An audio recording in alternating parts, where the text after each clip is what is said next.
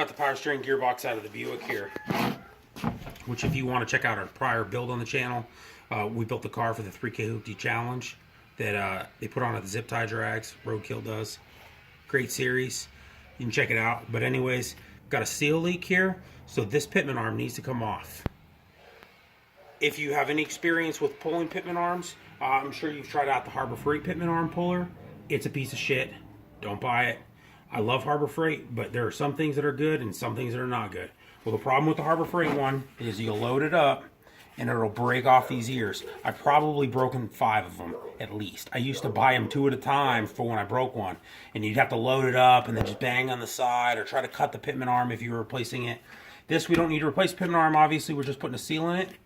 But this is like, I think available for rentals and stuff, this pitman arm puller. This is OEM brand, which isn't a particularly good brand, but they had a lot of things that were right about this puller. And I'm going to put a link in the description below where you can get this on Amazon. It's for the money, which I've had Snap-on ones, and the Snap-on ones are great and stuff. But for the money, this is really the best buy for a pitman arm puller that can do any pitman arm that I've had it on. The only ones that it has even trouble with are the really low profile ones on the Blazers and stuff that like Snap-on makes a special puller for. But those are very difficult to use. This is just a nice all-in-one puller for a very reasonable price. Works on every pitman arm that I've ever encountered.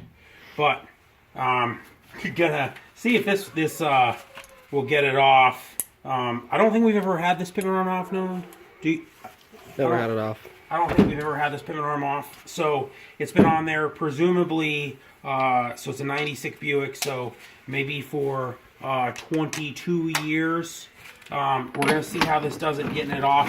I guess this is a test for this too, but you'll see when we put a lot of load on it, these bolts really help stabilize it. It doesn't allow the arms to spread.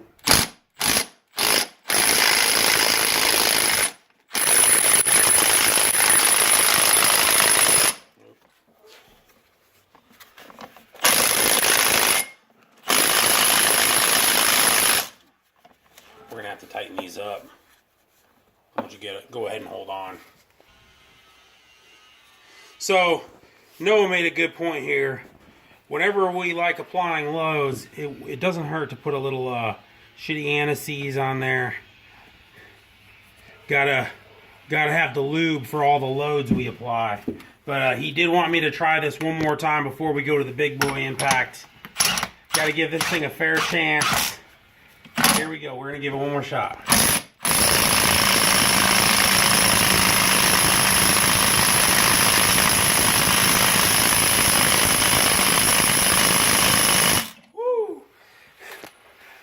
RIP headphone users.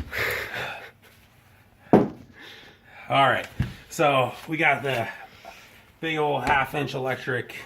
I don't know how often I use this in the channel, but I've had this for a long time now. This is like old school Makita 1/2-inch. Alright, let's see if this one does it. Ooh, it's gonna get it. But you can watch, since this is supposed to be a video about the puller, you can watch that even as we apply a ton of load, that the jaws won't spread.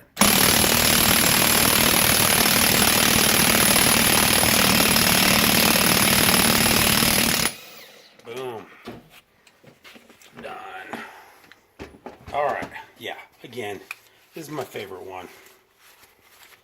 And, wow, that's fucking weird.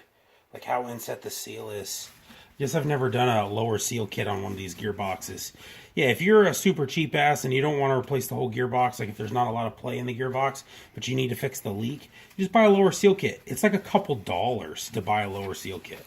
Anyways, that's all I really cared about in this video. Go watch some other shit.